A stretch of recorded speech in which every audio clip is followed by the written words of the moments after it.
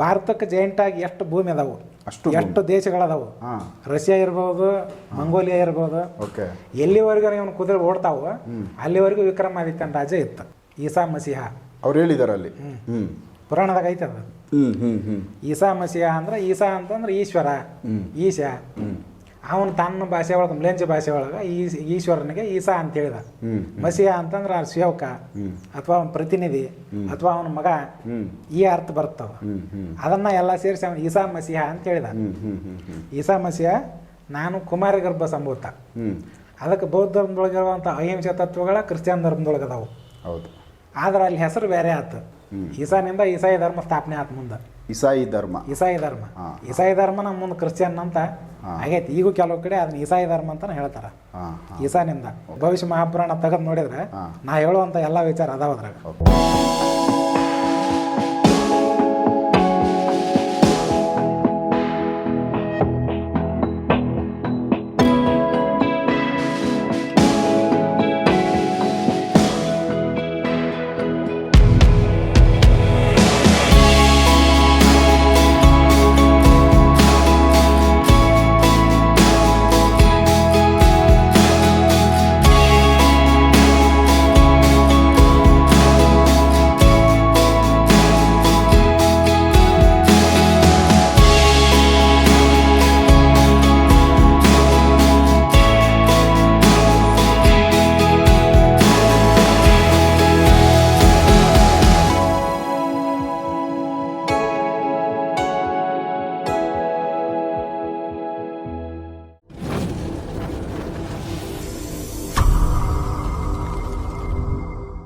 Sir, ನೀವು ಯೇಸು ಕ್ರಿಸ್ತ ಅವ್ರ ಬಗ್ಗೆ ಅವ್ರದ್ದೊಂದು ರಹಸ್ಯಗಳ ಬಗ್ಗೆ ನಮಗೆ ಫೋನಲ್ಲಿ ಹೇಳಿದ್ರಿ. ಈಗ ಒಂದು ಸ್ವಲ್ಪ ವಿಚಾರ ಅವ್ರ ಬಗ್ಗೆ ನಮ್ಮ ವೀಕ್ಷಕರಿಗೆ ತಿಳಿಸ್ಕೊಡಿ ಸರ್.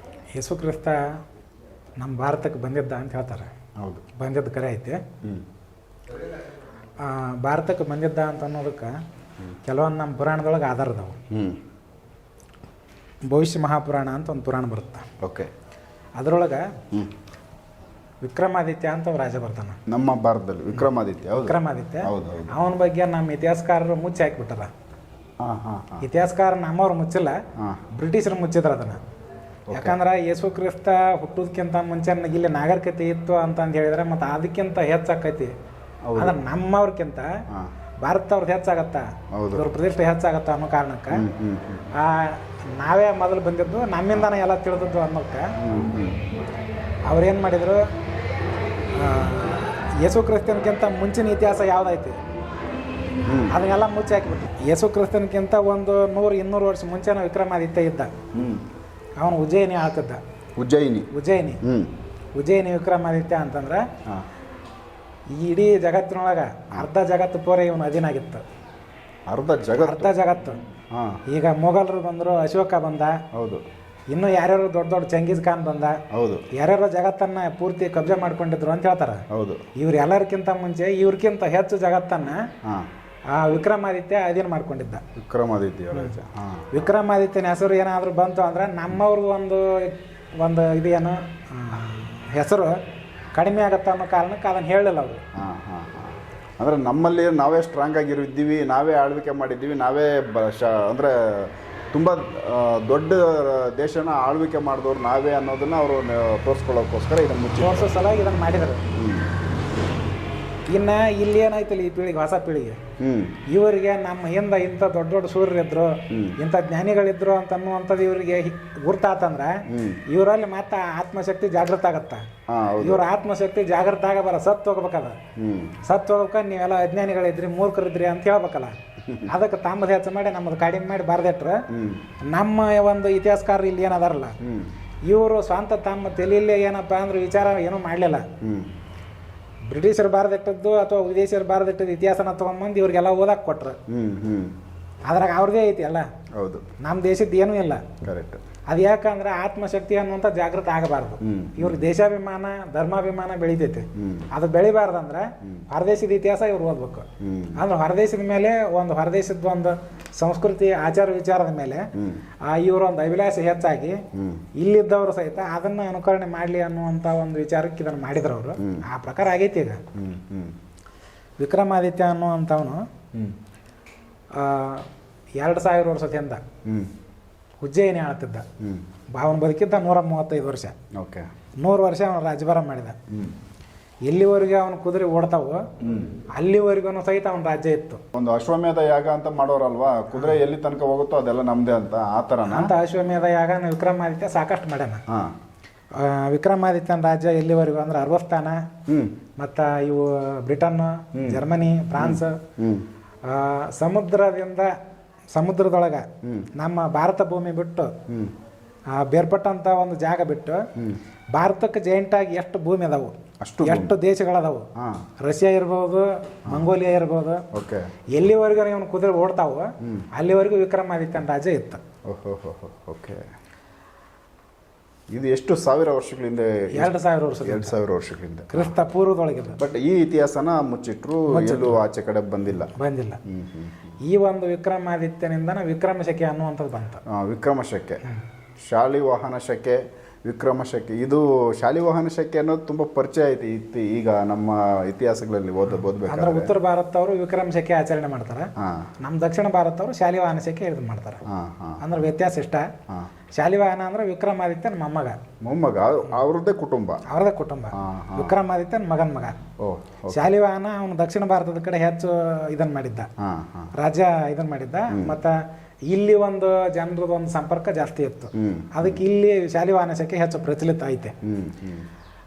ಆ ಶಾಲಿವಾಹನ ಈಗ ನಾ ಹೇಳುವಂಥದ್ದು ಮೂಲ ವಿಚಾರ ಬಂತು.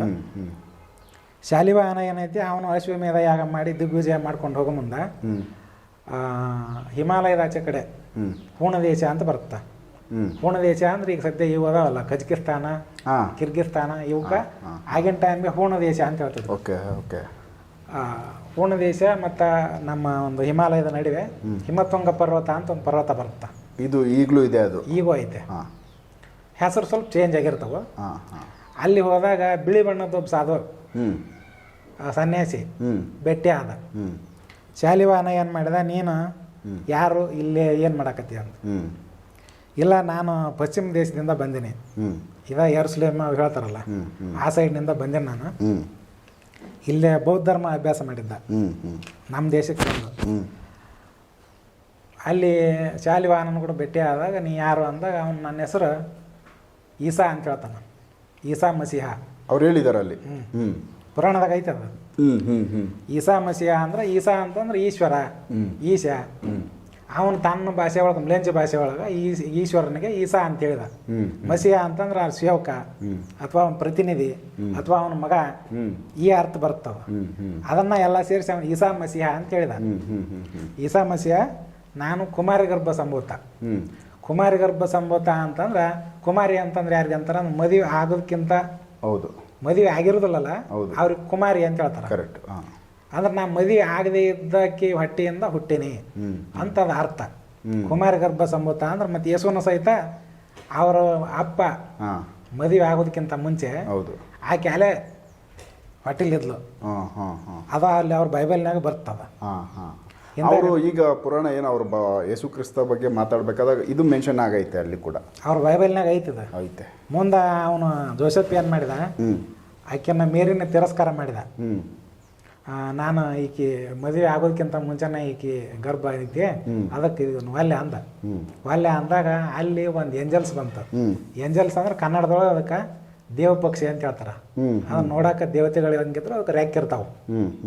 ಕೆಲವೊಂದ್ ಕಡೆ ನೋಡಿರ್ಬೋದು ಫೋಟೋದಾಗ ರೆಕ್ಕೆಗಳಿರೋ ತರದ್ದು ಏಂಜಲ್ಸ್ ಅಂತಾರ ಇಂಗ್ಲೀಷ್ನಾಗ. ಕನ್ನಡದಾಗ ಅದಕ್ಕೆ ದೇವ ಪಕ್ಷಿ ಅಂತ ಹೇಳ್ತಾರ, ರೆಕ್ಕಿರುತ್ತೆ ಅದಕ್ಕೆ. ಅಂದ್ರೆ ದೇವತೆಗಳ ಒಂದು ವರ್ಗ ಅದ.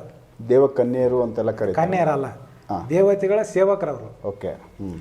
ಅಂಥದ್ದು ಏನೈತೆ, ಅವರು ಅಂಥದ್ದೊಂದು ದೇವ ಪಕ್ಷಿ ಏಂಜಲ್ಸ್ ಬಂದು ಭೇಟಿಯಾಗಿ, ಇಲ್ಲ ಈಕಿ ಒಳಗಿರುವಂಥದ್ದು ಗರ್ಭ ಪವಿತ್ರ ಗರ್ಭ, ಇದರಿಂದ ಮುಂದೊಬ್ಬ ದೊಡ್ಡ ಅವತಾರ ಪುರುಷ ಹುಟ್ಟತಾನ, ಇದನ್ನ ನನ್ನ ಮಗ ಅಂತೇಳಿ ಸ್ವೀಕಾರ ಮಾಡು ಅಂತ ಹೇಳ್ತು. ಹೇಳಿದ ಮೇಲೆ ಇವತ್ತು ತಗೊಂಡ ಜೋಸೆಫ್ ನನ್ನ ಮಗ ಅಂತೇಳಿ ಒಪ್ಕೊಂಡ. ಮುಂದೆ ಆಕೆ ಹೊಟ್ಟೆಲಿ ಹುಟ್ಟಿದವನ ಇವ ಯೇಸು. ಮುಂದೆ ಏನೈತಿ, ಯೇಸು ಹುಟ್ಟಿದ ಮೇಲೆ ಅವನ ವಯಸ್ಸಿಗೆ ಬರೋ ಹೊತ್ತಿಗೆ ಅಂದ್ರೆ ಒಂದು 18-20 ವರ್ಷ ಆಸ್ಪಾಸ್ ಅವ ಏನಾದ, ಎಲ್ಲಿ ಹೋದ ಅನ್ನೋದು ಅವ್ರ ಬೈಬಲ್ನಾಗೂ ಇಲ್ಲ, ಅದು ಕಾಣಿಸ್ತಾ ಇಲ್ಲ. ಅಂದ್ರೆ 30 ವರ್ಷದ ನಂತರ ಅವನು ಹೊಳ್ಳಿ ಮತ್ತೆ ಆ ದೇಶಕ್ಕೆ ಹೋಗ್ತಾನ. ಹುಟ್ಟಿದ್ ಗೊತ್ತು, ಆಮೇಲೆ ಬೆಳೆದಿದ್ದು ಗೊತ್ತಾಗಿಲ್ಲ. ಬೆಳೆದಿದ್ದು ಗೊತ್ತ. ಒಂದು ವಯಸ್ಸಿಗೆ ಬರ್ಬೇಕಾದ್ರೆ ಒಂದು 15-20 ವರ್ಷ ಆಸ್ಪಾಸಿನಾಗ ಅವನ ಆ ದೇಶ ಬಿಡ್ತಾನ. ನಡಿ ಒಂದು 10-12 ವರ್ಷ ಸ್ವಲ್ಪ ಹೆಚ್ಚು ಕಡಿಮೆ ಅವ ಏನಾದ, ಎಲ್ಲಿ ಹೋಗಿದ್ದ, ಏನು ಮಾಡಿದ ಅನ್ನುವಂಥದ್ದು ಅವ್ರ ಬೈಬಲ್ನಾಗೂ ಇಲ್ಲ, ಉಲ್ಲೇಖ ಇಲ್ಲ. ವಾಪಸ್ ಅವನು ಆ ದೇಶದೊಳಗೆ ಧರ್ಮ ಪ್ರಚಾರ ಮಾಡುವಂಥ ಟೈಮ್ನೊಳಗೆ ಮಂದಿ ಕಂಡಿದ್ದು ಅವನು 30ನೇ ವಯಸ್ಸಿನಾಗ.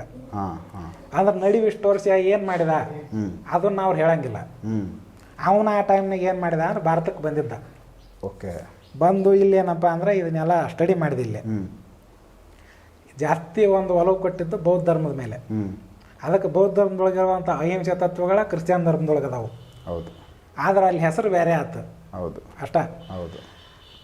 ಅಲ್ಲಿ ಏನಾಯ್ತು, ಇದನ್ನ ಅಭ್ಯಾಸ ಮಾಡ್ಕೊಂಡು ಇದ್ದಂಥ ಟೈಮ್ನೊಳಗನ ಸ್ವಲ್ಪ ತಿರುಗಾಡ್ತಿರ್ತಾರಲ್ಲ, ಒಂದೇ ಜಾಗದಾಗ ಇರಲ್ಲ, ಜ್ಞಾನ ಸಂಗ್ರಹ ಮಾಡೋ ಸಲುವಾಗಿ ಆ ತಿರುಗಾಡುವಂಥ ಟೈಮ್ನೊಳಗೆ ಶಾಲಿವಾಹನ ರಾಜ ಭೇಟಿಯಾಗಿರ್ತಾನೆ. ನಮ್ಮಲ್ಲಿ ಶಾಲಿವಾಹನ ಇದ್ರಲ್ಲ ಅವರು. ನಮ್ಮಲ್ಲಿ ವಿಕ್ರಮಾದಿತ್ಯನ ಮೊಮ್ಮಗ ಶಾಲಿವಾಹನ ದಿಗ್ವಿಜಯ ಮಾಡ್ಕೊಂಡು ಹೋದಂಥ ಟೈಮ್ನೊಳಗೆ ಶಾಲಿವಾಹನಕ್ಕೆ ಭೇಟಿ ಹಾಕೋಣ. ಶಾಲಿವಾಹನಕ್ಕೆ ಭೇಟಿ ಹಾಕೋಣ, ಮುದ್ದಾಮ ಭೇಟಿ ಹಾಕ ಶಾಲಿವಾಹನ ಅಲ್ಲಿ ಹೋಗಿರಂಗಿಲ್ಲ. ನಮ್ಮಲ್ಲಿರುವಂಥ ಜನರದ ಬಣ್ಣ ಆಕಾರ ಬೇರೆ. ಈ ಮನುಷ್ಯನ ಸ್ವಲ್ಪ ಚೇಂಜ್ ಕಾಣುತ್ತ, ಬಿಳಿ ಬಣ್ಣ, ಕೆಂಪು ಕೂದಲು. ಇದು ಮನುಷ್ಯ ನಮ್ಮ ದೇಶದವಂತೂ ಅಲ್ಲ, ಬೇರೆ ದೇಶದವ ಇವನು ಅಂತ ತಿಳ್ಕೊಂಡು ಆ ಒಂದು ಬಣ್ಣಕ್ಕೆ ಇದನ್ನ ನೋಡಿ ಮಾತಾಡ್ಸ್ಬೇಕಂತ ಹೋಗ್ತಾನ. ಮಾತಾಡ್ಸೋದಾಗ ಇದು ಎಲ್ಲ ಗೊತ್ತಾಗತ್ತ. ಅವಾಗ ಹೇಳ್ತಾನ, ನಾನು ಇಲ್ಲೆಲ್ಲ ಇದನ್ನು ಅಭ್ಯಾಸ ಮಾಡಕ್ಕೆ ಬಂದಿದ್ದೆ, ಮತ್ತು ನಾನು ಕುಮಾರಿ ಗರ್ಭದಿಂದ ಹುಟ್ಟಿದಂಥವನು. ನನ್ನ ಹೆಸರು ಏನಪ್ಪ ಅಂತಂದ್ರೆ ಈಸಾ. ಈಸಾನಿಂದ ಈಸಾಯಿ ಧರ್ಮ ಸ್ಥಾಪನೆ ಆತ. ಮುಂದೆ ಇಸಾಯಿ ಧರ್ಮ ನಮ್ಮ ಮುಂದೆ ಕ್ರಿಶ್ಚಿಯನ್ ಅಂತ ಆಗೈತಿ. ಈಗೂ ಕೆಲವು ಕಡೆ ಅದನ್ನ ಈಸಾಯಿ ಧರ್ಮ ಅಂತ ಹೇಳ್ತಾರ. ಈಸಾನಿಂದ ಅಲ್ಲಿ ಇದನ್ನೆಲ್ಲಾನು ನೋಡ್ಕೊಂಡ ನಂತರ ಮುಂದೆ ಏನು ಮಾಡ್ತೀವಿ ಅಂತ ಶಾಲಿವಾಹನ ಕೇಳಿದ ನಂತರ ಅವನು ಯೇಸು ಏನಂದ, ನಾನು ಇದನ್ನೆಲ್ಲ ಕಡೆ ಪ್ರಚಾರ ಮಾಡ್ತೀನಿ ಅಂದ. ಪ್ರಚಾರನ ಇದನ್ನ ಏನಪ್ಪ ಅಂದ್ರೆ ಇಲ್ಲೇನು ಬಾಣೋದು ಬೇಡ, ನಮ್ಮ ದೇಶದೊಳಗೆ ಸಾಕಷ್ಟು ಸಂಸ್ಕೃತಿ ಒಳ್ಳೇದೈತಿ, ಇದನ್ನು ವಾಪಸ್ ನಿನ್ನ ದೇಶಕ್ಕೆ ಹೋಗಿ ಪ್ರಚಾರ ಮಾಡ. ನಿನ್ನ ದೇಶಕ್ಕೆ ಹೋಗಿ ಪ್ರಚಾರ ಮಾಡ ಅಂದಾಗ ಆ ವಾಪಸ್ ಅದನ್ನು ಅಲ್ಲಿ ಹೋಗಿ ಎಲ್ಲ ಹೇಳಕತ್ತಿದ್ದು, ಬೋಧನೆ ಮಾಡಕತ್ತಿದ ಮೇಲೆ ಅಲ್ಲಿ ಈಸಾಯಿ ಧರ್ಮ ಎಲ್ಲ ಕಡೆ ಹರಡ್ತೀವಿ. ಹೀಗಾಗಿ ಅಲ್ಲಿ ಕ್ರಿಶ್ಚಿಯನ್ ಧರ್ಮ ಅನ್ನುವಂಥ ನೆಲೆ ನಿಂತು ಅದಕ್ಕೆ ಮೂಲ ಇಲ್ಲಿಂದನ ಬಂದು ಕಲ್ತೋಗ್ಯಾನ. ನಮ್ಮ ಹಿಮಾಲಯಗಳಲ್ಲಿ ನಮ್ಮ ಋಷಿ ಮುನಿಗಳು ಇವ್ರದ್ದೆಲ್ಲ ಒಂದು ನಮ್ಮ ಕಲ್ಚರ್ಗಳು ಇವ್ರಗಳನ್ನೆಲ್ಲ ಅಬ್ಸರ್ವ್ ಮಾಡಿದಾರಂತ. ಆದರೆ ಯಾವ ಋಷಿಯಿಂದ ಕಲ್ತನ ಅನ್ನೋ ನನಗೆ ಗೊತ್ತಿಲ್ಲ. ಆದ್ರೆ ಬಂದಿದ್ದಿಲ್ಲಿ ಅನ್ನೋ ಭವಿಷ್ಯ ಪುರಾಣದಾಗ ಅದಕ್ಕೆ ಆಧಾರ ಐತೆ. ಉಲ್ಲೇಖ ಐತೆ. ಭವಿಷ್ಯ ಮಹಾಪುರಾಣ ತೆಗೆದು ನೋಡಿದ್ರೆ ನಾ ಹೇಳುವಂಥ ಎಲ್ಲ ವಿಚಾರ ಅದಾವ ಅದ್ರಾಗ. ಇಲ್ಲಿಂದನ ಕಲ್ತು ಅಲ್ಲಿ ಪ್ರಚಾರ ಮಾಡ್ಯಾನ ಹೋಗಿ. ಪ್ರಚಾರ ಮಾಡಿದ ಮೇಲೆ ಮುಂದೆ ಈಸಾಯಿ ಧರ್ಮ ಎಲ್ಲ ಕಡೆನ ಆಗಿ ಜಗತ್ತಿನ 1ನೇ ನಂಬರ್ ಧರ್ಮ ಆತೀಗ. ಮತ್ತು ನಮ್ಮಲ್ಲಿ ಅಂತ ಸಿದ್ಧಿ ಪುರುಷರು ಯಾರೂ ಇಲ್ಲ. ನಾನು ಇಲ್ಲಿ ಊರಿಗೊಬ್ರು ಇದ್ರು ಇಲ್ಲಿ ಆಗಿನ ಟೈಮ್. ಅದ್ಯಾಕೆ ಈಗ 100-200 ವರ್ಷದಿಂದ ಇಲ್ಲಿ ಊರಿಗೊಬ್ಬೊಬ್ರು ಇದ್ರು.